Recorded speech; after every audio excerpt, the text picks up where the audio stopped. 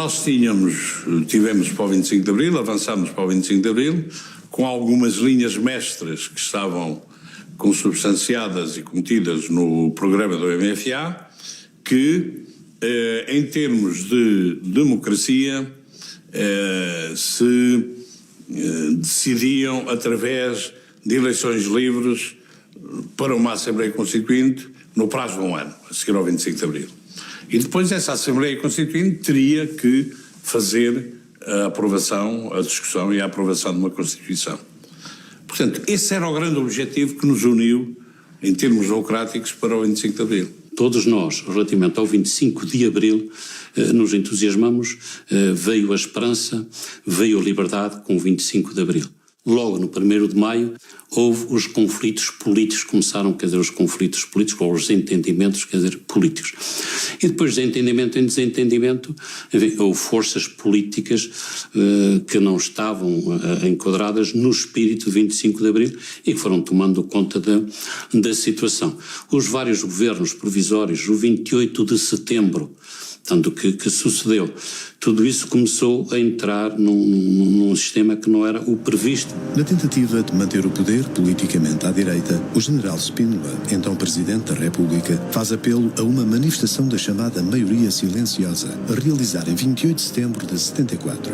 Mas o fracasso da sua iniciativa vai desequilibrar a correlação de forças dentro do MFA a favor da esquerda. Spínola demite-se e é substituído pelo general Costa Gomes. A 11 de março de 75, Spínola faz uma derradeira tentativa de assalto ao poder, mas mais uma vez é derrotado. No 11 de março há acontecimentos importantes, depois da intentona golpista do general Spínola, levada a efeito pelo general Spínola, com fundamento numa possível matança da Páscoa, cuja lista existiria e que era encabeçada pelo próprio general. Isso gerou aí uma divisão enorme entre os spinolistas que foram presos, muitos deles que nem sequer sabiam do que estava a acontecer, mas porque eram muito ligados ao general Spínola, acabaram também por ser presos e tal. Dá-se a fuga do general Spínola com alguns elementos para a Espanha e a consequência imediata foi uma agudização do processo revolucionário, havendo a perspectiva por parte de alguns sectores mais retrógrados ou mais temorosos para a Revolução de que não iria haver eleições e que estava a caminho a ditadura comunista. A verdade é que mantivemos firmemente a perspectiva de realização de eleições. Nós garantimos, dentro do prazo, no limite, mas dentro do prazo, que foi no dia 25 de Abril de 75, fizeram-se as eleições para a Assembleia Constituinte. Com a vitória do Partido Socialista e, em segundo lugar, do Partido Social Democrata, deram mais ânimo à direita, às gentes mais conservadoras do país. O MFA cumpre o seu primeiro grande objetivo com a realização das eleições para a Assembleia Constituinte. A taxa de participação é de 91% e o Partido Socialista de Mário Soares sai vitorioso com 37,9% dos votos. No dia 13 de julho de 75, é assaltada e destruída a sede do Partido Comunista em Rio Maior. É o início de uma onda de violência contra as sedes dos partidos de esquerda, no norte e centro do país. É o chamado Verão Quente. O país começou-se a dividir entre norte e sul. Aliás, eu nunca vi, mas consta que até em Rio Maior havia uma placa que dizia: quem ia de Lisboa, aqui começa Portugal. Quem vinha do norte, aqui termina Portugal. Porque era esse o sentido. E, portanto, a certa altura geraram-se duas grandes correntes dentro do MFA. Uma que vem a ser protagonizada pelo Grupo dos Nove, com toda a direita acobertada atrás de si, que defendia a legitimidade democrática junto com a legitimidade revolucionária, que dizia: o nosso compromisso é a democracia, são as eleições e a consequente aprovação da Constituição. Outra que defendia uma revolução popular com duas componentes, uma mais ligada às teorias do Partido Comunista, que eram consubstanciada em termos da MFA pelos gonçalvistas, outra mais ligada a termos mais revolucionários, os chamados do COPCON, que defendiam a vanguarda revolucionária e defendiam: não, nós temos é que nos transformar a nós, MFA, numa vanguarda revolucionária e impor uma revolução popular A caminho de quê? Uns defendiam a caminho de uma solução tipo Moscovo, outros defendiam a caminho de uma solução tipo Albânia. E, portanto, a luta vence com substâncias fundamentalmente aqui. Reagindo contra a política cada vez mais revolucionária e extremista do 5º Governo Provisório liderado por Vasco Gonçalves e com a legitimidade que lhe é dada pela vitória nas eleições para a Assembleia Constituinte, o Partido Socialista desencadeia manifestações de protesto por todo o país, que culminam na Fonte Luminosa em Lisboa. Eu fui encarregado, por exemplo, como responsável do setor de segurança, por organizar as grandes manifestações em Lisboa que fizeram parar a ofensiva do PC e da extrema-esquerda. O 19 de julho na Alameda, que foi talvez a maior manifestação realizada em Lisboa, que encheu a Alameda desde o técnico até à Fonte Luminosa, foi organizado por mim.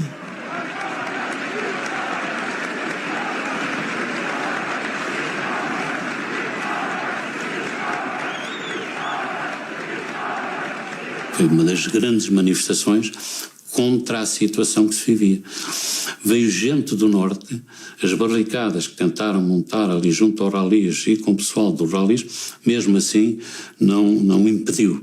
Eu estava eu como tanto assisti, e quando chegava um grupo do Porto, aquilo era uma festa, chegou mais um grupo do Norte e tal, que veio aqui porque vinham do Norte para dar força, quer dizer, à situação que o Mário Soares, e nessa ocasião foi um defensor acérrimo da democracia, há que o dizer. Temos que enterrar de vez o fantasma da Fonte Luminosa, que foi uma ação muito importante de luta pelas forças então ditas de democratas, não é? Com a direita reacionária e golpista toda atrás deles, mas uma ação muito grande, que foi uma grande manifestação aqui em Lisboa. E eu estou à vontade porque a palavra mais gritada nessa manifestação e que depois foi a palavra mais usada nas manifestações do PS e de toda a direita durante os tempos que seguiram até ao 25 de novembro foi Vasco há só um, Lourenço mais nenhum. Portanto, estou absolutamente à vontade para dizer enterrem de vez esse fantasma da Fonte Luminosa. O processo eleitoral estava encaminhado por uma revolução que nós alcunhávamos de socialista, portanto com um grande apoio para as massas trabalhadoras e aos trabalhadores para participarem ativamente na vida política do país. O mundo ocidental não estava muito dentro dessa linha de atuação. O Geraldo Ford e o Kissinger chamaram à parte o Ministro dos Negócios Estrangeiros, Melo Antunes, Ministro de Portugal, para uma reunião a 3 apenas, em que fizeram uma chantagem pura. E a chantagem foi essa: sim senhor, pronto, muito bem, vocês realizaram as eleições para a Assembleia Constituinte, está tudo a encaminhar-se para no sentido de uma independência para as vossas colónias, mas vocês têm as colónias ficam de facto numa situação extremamente debilitada. Vocês são um país de economia frágil, portanto o que vai acontecer é que vocês têm as colónias e sem apoio possível do mundo ocidental ficam nos joelhos. Nessas condições nós dizemos-lhe o seguinte, Sr. Ministro: ou vocês em Portugal travam o processo revolucionário e têm todo o apoio do mundo ocidental, nosso, Estados Unidos e mundo ocidental. Se vocês não travarem a revolução, não tiverem capacidade de o fazer e levarem por diante esse processo revolucionário que ao mundo ocidental não convém, porque podem ficar de facto a constituir aqui no sudoeste da Europa, a constituir um polo da União Soviética, então vocês vão sofrer um boicote económico total por parte do mundo ocidental e dos Estados Unidos. E vocês ficam de joelhos, de facto. Agora, a decisão é vossa.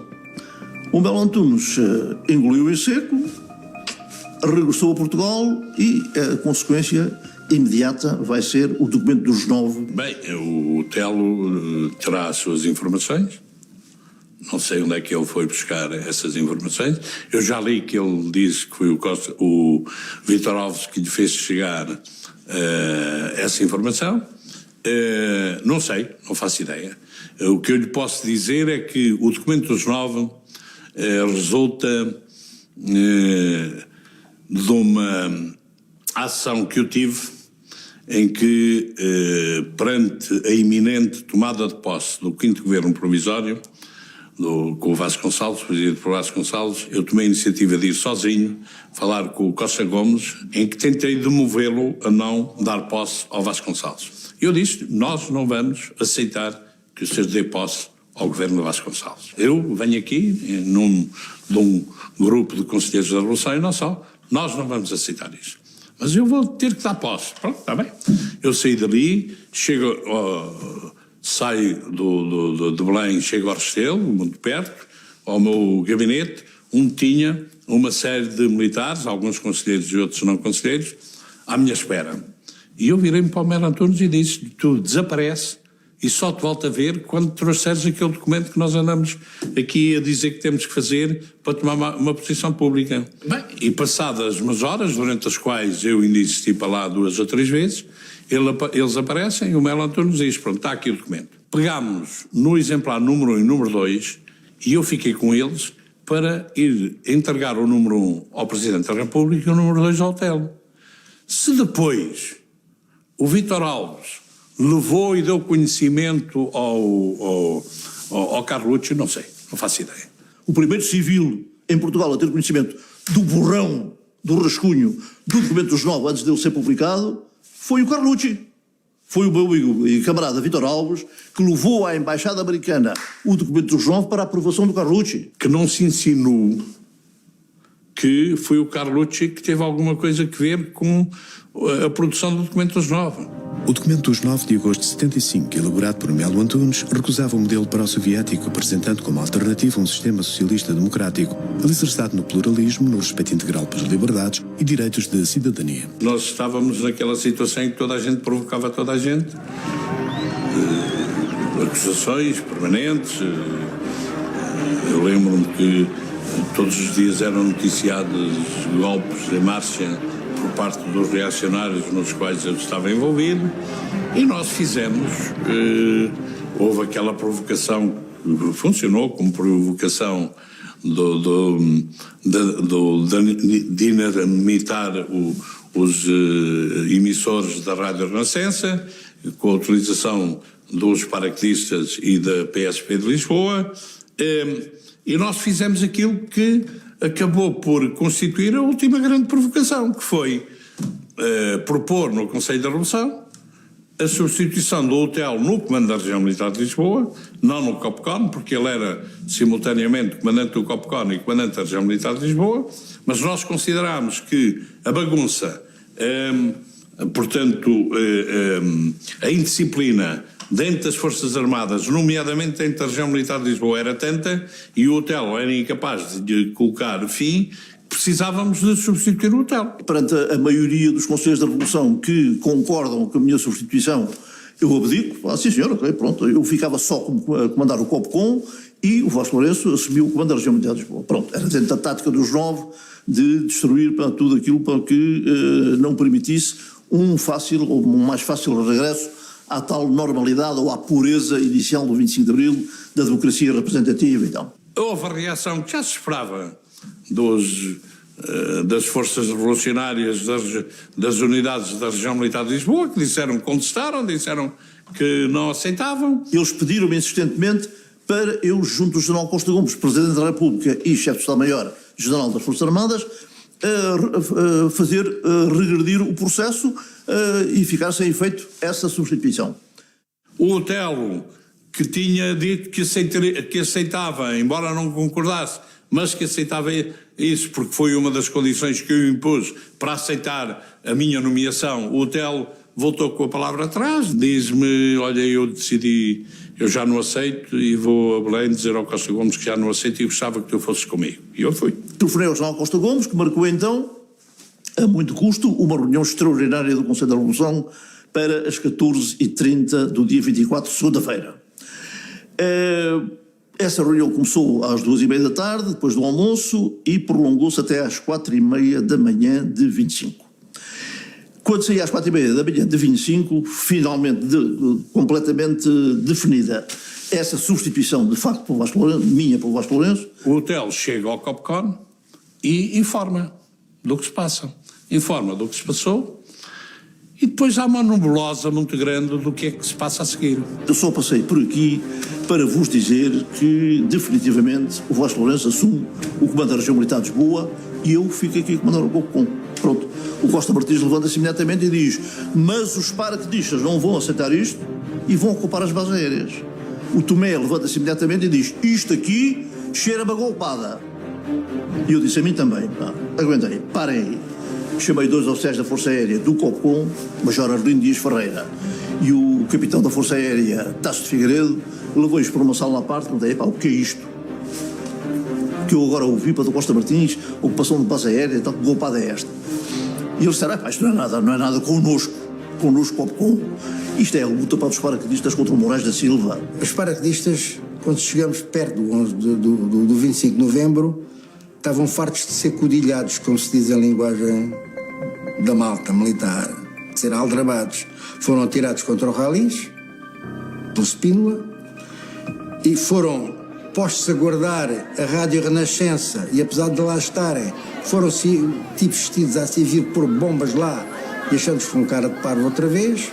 Este facto em si, uma vez mais, dá-lhes um sentimento de traição, não é? De desconfiança absoluta nos seus chefes militares, e isso é o fermento de um processo, diria, de rebelião. Até que, a determinada altura, os paraquedistas exigem a demissão do general Moraes da Silva, que era na altura o chefe de Estado-Maior da Força Aérea. O chefe de Estado-Maior, que já morreu, além de ser burro, era estúpido, e resolve dissolver os paraquedistas. Dissolve-se os paraquedistas, com todas as consequências que isto tem do ponto de vista de verbas para a logística, de vencimentos, de vida familiar, tudo isso. Como consequência da decisão do chefe de Estado-Maior da Força Aérea, General Moraes da Silva, de passar à disponibilidade de cerca de 1000 paraquedistas, dá-se uma rebelião na base de Tancos e os paraquedistas daquela unidade tomam o comando da região aérea de Monsanto e mais 6 bases aéreas. Esta ação, que é acompanhada pela ocupação dos estúdios da RTP por forças da Escola Prática de Manutenção Militar, é entendida pelos oficiais próximos do Grupo dos 9 como um indicador de que poderia estar em marcha um golpe de Estado organizado pelas forças mais radicais da esquerda militar. Tropas paraquedistas ocuparam durante a noite a maioria das unidades da Força Aérea. As forças militares ocuparam também em Lisboa os estúdios da RTP, EPAM e paraquedistas, da emissora nacional, elementos da Polícia Militar e do Rádio Clube Português, efetivos do Trem Alto. E não podemos mais permitir que seja nos gabinetes, que seja pela via administrativa. Estão-me a fazer sinais, eu não sei se posso continuar. Talvez seja melhor explicar aos ouvintes que eu não posso continuar a falar por razões técnicas, é isso? Não posso continuar a falar por razões técnicas. Eu continuo daqui a pouco, não poderá ser. Eu tinha chegado a casa, eram umas 4h30, 5 da manhã, tinha-me deitado há 2 horas, recebo uma chamada do Jaime Neves a dizer: olha que está-se a passar isto, os paraquedistas ocuparam as bases e nós pediram-me para telefonar, achamos que devemos avançar imediatamente para a Presidência da República para pôr o problema ao Presidente da República. E eu: sim senhor, concordo, vão para lá que eu encontro-me lá com vocês. Há aqui um dado que é fundamental, que é evitarmos que eles consigam envolver os fuzileiros do lado deles, porque se conseguissem envolver os fuzileiros, nós ficávamos claramente a minoria e, portanto, iríamos perder militarmente aqui na zona de Lisboa no imediato. E a única unidade que nós tínhamos, primeiro com capacidade operacional efetiva, porque eram comandos, estavam bem preparados, bem instruídos e sabiam o que faziam. Depois, pronta para avançar, era, de facto, a unidade de comandos. O ataque ao Gaddafi, que era aquele quartel da Força Aérea, que era um quartel mais administrativo que outra coisa, tinha lá meia companhia de paraquedistas. Eu mandei lá um rádio, uma pequena equipe que era constituída por 2 ou 3 homens, talvez 4, não me lembro, que ficou lá essencialmente com o papel de comunicar, que era para eu alertar o hotel, qualquer coisa que o hotel me perguntasse o que é que estava a passar, eu diria aquilo que me era humanamente possível. Portanto, com missões de informação. 3 ou 4 homens que, como é evidente, foram facilmente dominados por 1 ou 2 ou 3 companhias de comandos que lá foram. Não era uma força do Ralis que lá estava, era um posto de rádio que estava a transmitir-me as informações. O Vasco Lourenço perguntou-me: então, mas porquê é que vocês estão nessa posição? Nós não estamos em posição nenhuma, nós estamos a cumprir ordens do hotel. Mas ele diz que não. Ele diz que não. Isso surpreende-me. O hotel, mais uma vez, metralha os pés dele, atingindo desta vez toda a gente. Eu é que não fui minimamente informado para de nada. Da minha parte, do Copcom, zero. Não há justificação nenhuma, de facto, para o Jaime Neves e os comandos depois irem atacar a Polícia Militar. Eu concordei, na altura, que era de facto necessário que os comandos parassem com aquilo que podia ser o germen de uma coisa que crescesse e levasse à necessidade de um conflito alargado, tipo guerra civil, que era aquilo que nós mais temíamos. Não é? E, por conseguinte, entendemos, e eu também entendi, que se devia, digamos assim, secar o ovo logo à nascença. E foi isso que se conseguiu fazer. Resolvemos o problema ali em Monsanto e depois demos ordens às unidades para se renderem e os responsáveis aparecerem em Belém para serem presos. O Diniz Almeida fez isso e foi-lhe honrar-lhes lá. Mais tarde ele mandou perguntar se eu obedecia e se me dispunha a cumprir com a ordem de me apresentar na Presidência da República. Eu não sou ingênuo, sabia que era para ser preso, mas não só tinha a consciência tranquila, como eu não fujo às minhas responsabilidades. Disse claro que sim. Daí a um tempo, não sei que tempo, meia hora, uma hora talvez, mandam-me apresentar lá, coisa que eu fiz, apresentei-me, onde acabei por ficar preso. E nós tínhamos os falcões a pressionar para se fazer sangue, a caça às bruxas. Tentaram convencer, e é aí que, por exemplo, o Ianes tem um papel importante, tentaram convencer o bombardeamento de tanques, e também havia quem queria fazer sangue em relação à Polícia Militar, que era a unidade em Lisboa que não se rendia. Mas entreguem-se porquê? Temos a unidade de prevenção. Não vamos abandonar a tropa, não vamos fazer como vocês fizeram, que mandaram sair, deixaram 1000 paraquedistas, antes do 25 de novembro, 1000 paraquedistas sem comandos, mandaram 123 oficiais ou coisa assim, abandonaram a unidade. E a certa altura o Ianes, da Amadora, diz-me: eu proponho-lhe o seguinte, damos até às 8 horas para eles se renderem. Se às 8 eles se não renderem, eu avanço para o ataque ao quartel. E eu pensei, bem, 8 horas chegam-me para convencê-los. E disse, sim senhor, concordo, aceito isso, portanto preparo tudo para às 8 horas arrancar. E foram 8 horas dramáticas comigo, permanentemente ao telefone com o Campos Andrade, a dizer, sem poder dizer, olha, que a partir das 8 horas vai ser atacado, porque não lhe podia dizer isso, a dizer, entrega-te. E a certa altura ele diz, mas se nós nos entregarmos, tu prendes-nos. Nós ficamos presos. E eu, porque queria resolver a situação, assumi e disse, garanto que não vos prendo. E eu olhei para o relógio e eram 8:02. E digo, oxalá não seja tarde. E grito para o Rocha Vieira, que era o chefe de Estado-Maior do posto de comando principal ali em Belém, e digo, liga-me imediatamente ao Ianes. E ele vai, o telefone não está interrompido, tens o rádio, liga-me imediatamente pelo rádio, quero falar imediatamente com o Ianes. E ele faz-me o estabelecimento do rádio, da ligação rádio, e eu digo ao Ianes, para a ação, porque já obtive a rendição e eles vão se entregar.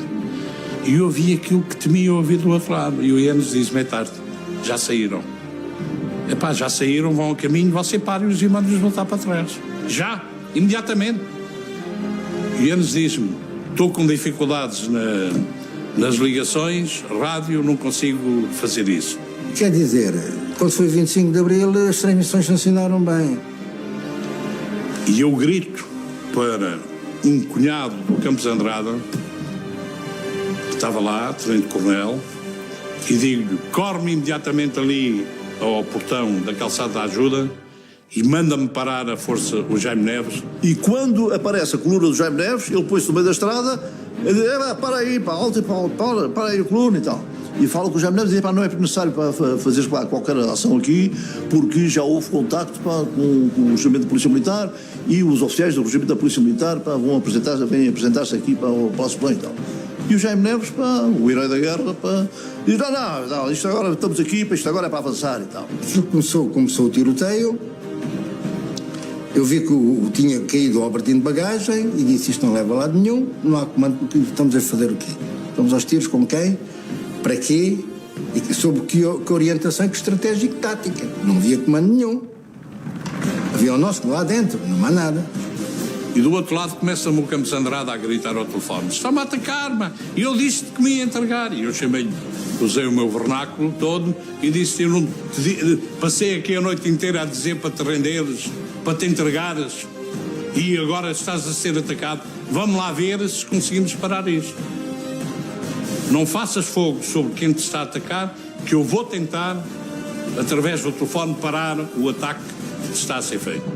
E digo ao Ianes, faça tudo para contactar o Jaime Neves e pare-me o ataque. Então vou para a parada, mando parar o fogo e dirijo-me para o portão. Acho que o Cuco Rosa depois vem logo atrás de mim. O Jaime Neves, entretanto, derruba o portão com coisa e diz-me assim, quem é que disparou primeiro?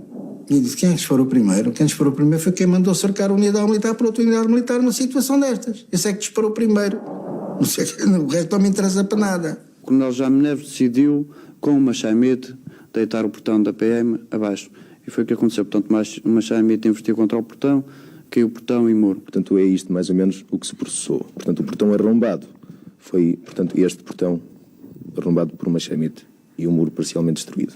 E é assim que nós, comigo, ao telefone com o Campos Andrade e com o Ianes, ao telefone com o Jaime Neves, separam, interrompeu e acabou o confronto, que infelizmente deu 3 mortos.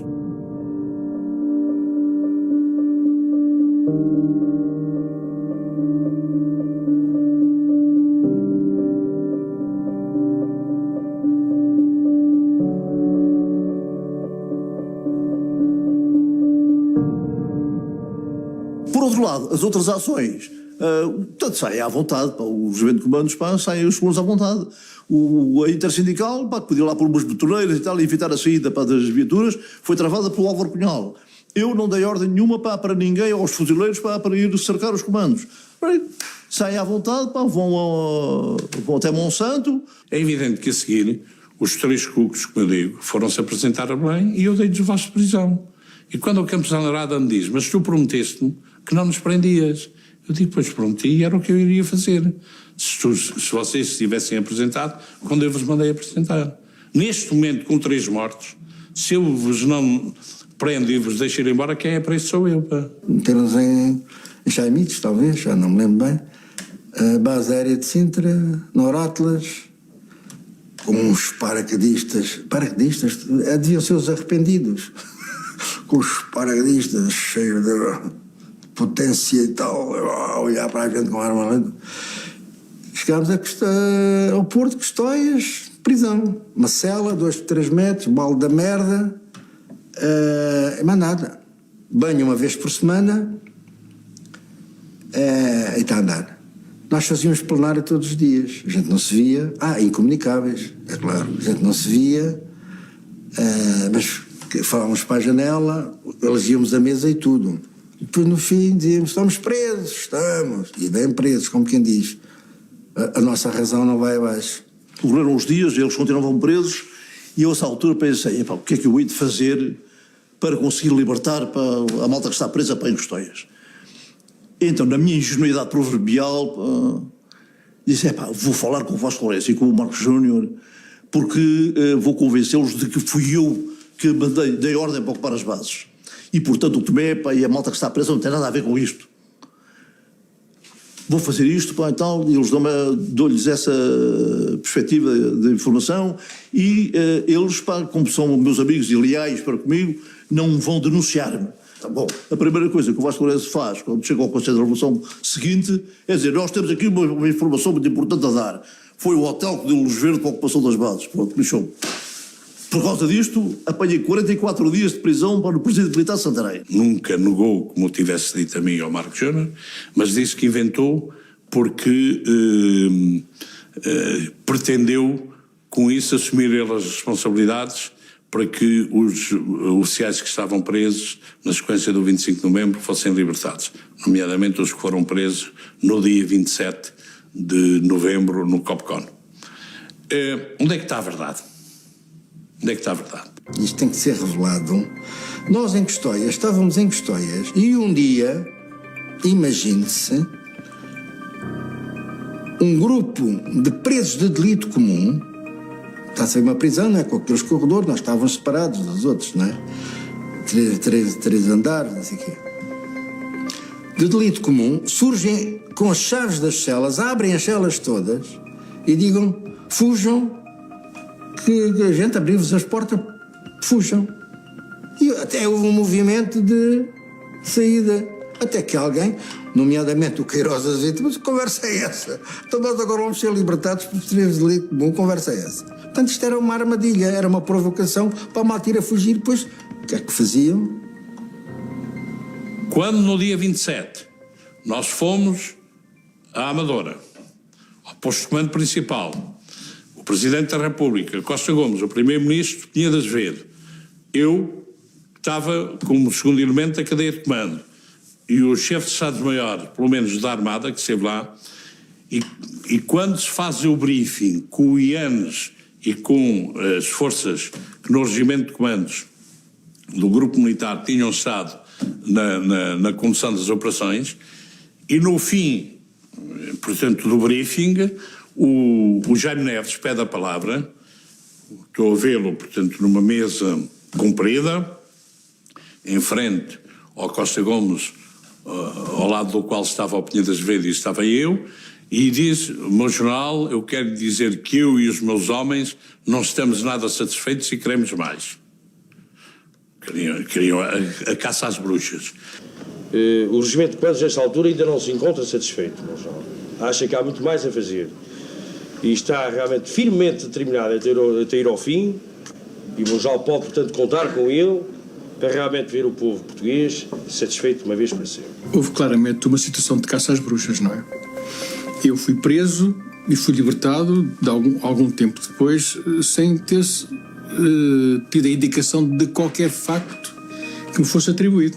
No dia de 8 de dezembro, eram cerca das 2 da manhã, entrou-me porta adentro um grupo de militares.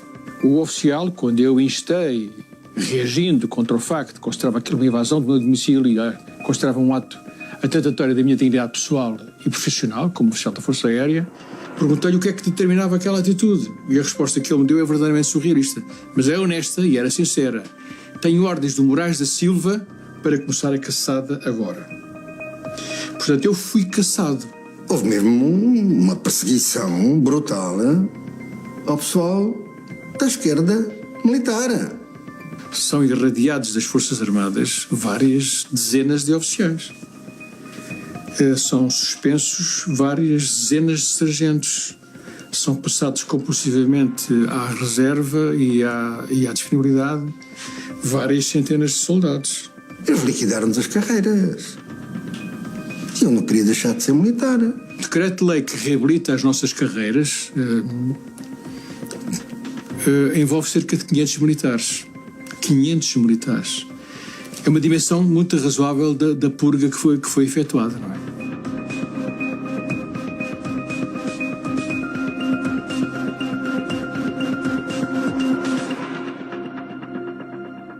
Eu tive aqui em minha casa, naquela mesa redonda, uma reunião, no fim do verão de 65, com o então tenente-coronel Ramalhianes. E foi ali que ele prometeu entregar ao Partido Socialista, na minha pessoa, 150 armas para, junto com os militares, eventualmente, se as coisas tivessem tomado outro rumo e tivéssemos chegado à fase de guerra civil, para, junto com os militares, ajudar a defender a democracia.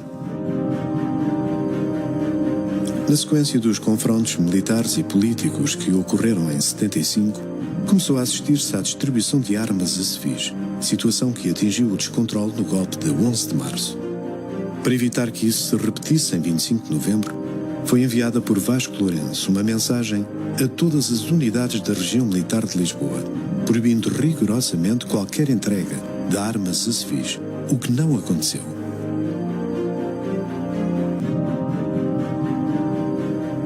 Na noite de 25 de novembro, a princípio da noite de 25 de novembro, eu recebi do Manuel Alegre, que era o responsável do setor de segurança no plano político, eu era o responsável do plano operacional, recebi dele a indicação, dada por Ianes, para ir ao SIAC, ir a Cascais, buscar as 150 armas que ele tinha prometido. Fui buscar as 150 armas, dirigi-me à sede do Partido da Rua da Emenda, ficaram lá algumas, estava a lembrar do meu querido amigo Francisco Sousa Tavares, queria a força de ficar com uma arma e acabei por lhe dar.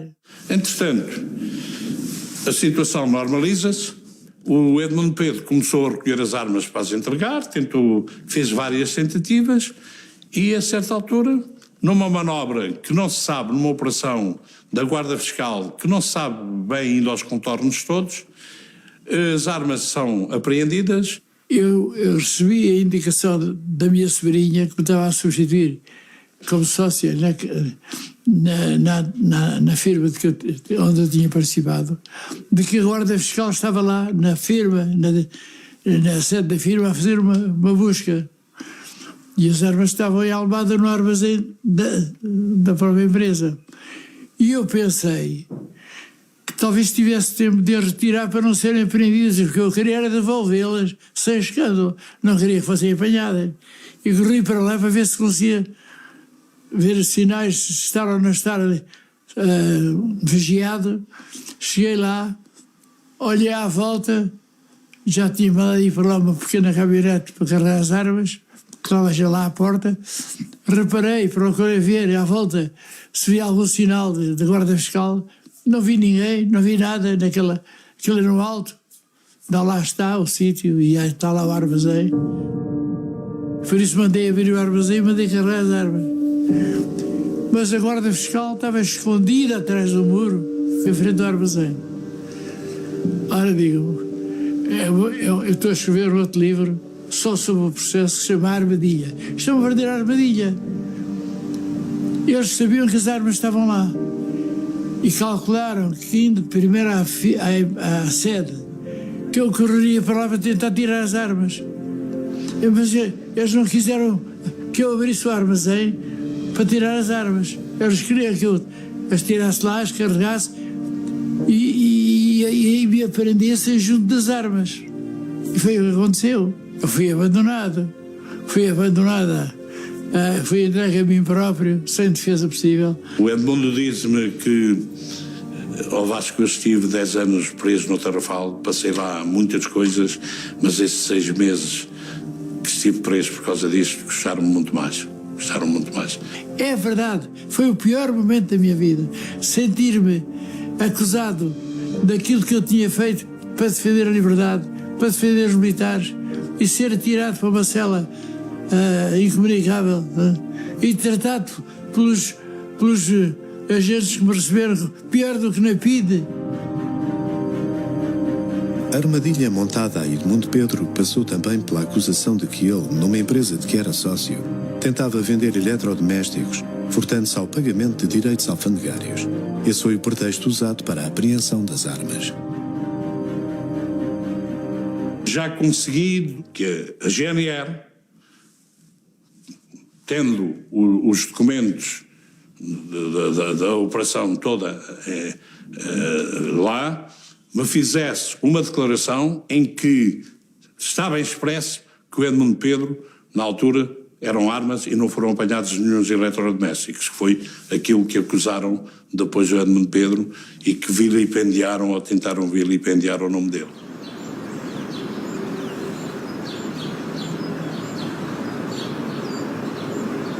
Eu não considero que no 25 de novembro tenha havido um golpe, dentro do sentido em que os golpes normalmente são feitos. Também no 11 de março não considerei isso.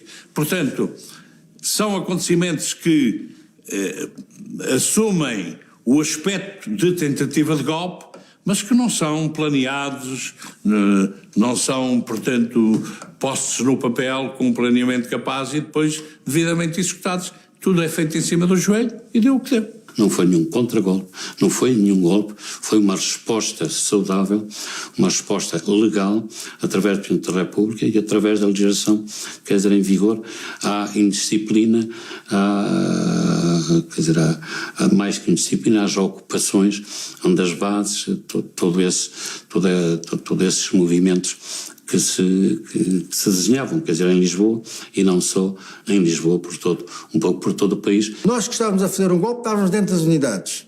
Eles que não estavam a fazer o golpe tinham saído a atacar a PM, o Gdaci, etc. E tinham o centro do poder, que era o Presidente da República, defendido pela Guarda de Polícia normal. Portanto, isto deita por baixo, não é preciso ir mais longe, com mais política e mais conversa. Isto mostra quem é que fez o golpe. O 25 de novembro traz à tona d'água a participação de muita gente que se sentiu prejudicada com o 25 de Abril, que nunca concordou com ele, que sempre o viu com maus olhos. Então, há uma grande diferença entre o ponto de vista dos 9 e o ponto de vista desta hierarquia militar subreptícia, digamos, que aproveitou a circunstância para intervir, não é? Mas eu não esqueço que na madrugada de 25 de novembro ouvi no quartel dos comandos o Melo Antunes dizer que, atenção, que este regime tem que continuar a ser uma democracia e que o Partido Comunista Português continua a ter lugar no processo democrático em Portugal. Isto tem que ter uma leitura. Alguém queria ir mais longe. O papel do Major Melo Antunes foi fundamental aqui. Teve uma conversa com o Cunhal em que lhe garantiu que ele não seria preso e o partido não seria ilegalizado. Foi fundamental para eles desistirem do golpe.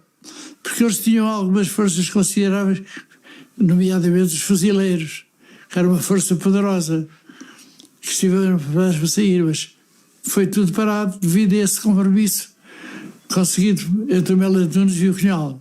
Eu quero dizer neste momento, e isso considero muito importante, que a participação do Partido Comunista Português na construção do socialismo é indispensável. Com o 11 de março, a nacionalização da banca e dos seguros e tal, com a perspectiva de pôr a banca ao serviço do povo, portanto, nas mãos do Estado, ao serviço do povo, ficou completamente esvaziada de conteúdo com o 25 de novembro. Se tivesse mantido a nacionalização dos bancos, não tinha havido toda esta casta de bancos roubados com o dinheiro daqueles que hoje protestam com calendários índios e da data e dos roubos que foram feitos e dos protestos que fazem. Quantos desses indivíduos que hoje protestam, porque os bancos do Espírito Santo, do BPP, do BCP, etc., quantos é que eles protestam e que não estiveram nas barreiras contra nós e que agora uivam de dor porque lhes tiraram o dinheiro? Então não queriam uma banca privada? Já têm, em cima do lombo, do chicote que lhes estala nas costas. Eles quase que o merecem, mas eu, apesar de tudo, estou do lado deles. Do lado deles agora. Acho que fizemos aquilo que tínhamos a fazer. Quer dizer, não tenho qualquer sentimento de ter atuado erradamente. Pelo contrário, acho que atuámos bem. Lutei porque esse foi sempre o nosso objetivo, porque em Portugal se estabelecesse, não digo definitivamente porque nada é definitivo, mas de uma forma consolidada uma democracia, o que felizmente aconteceu.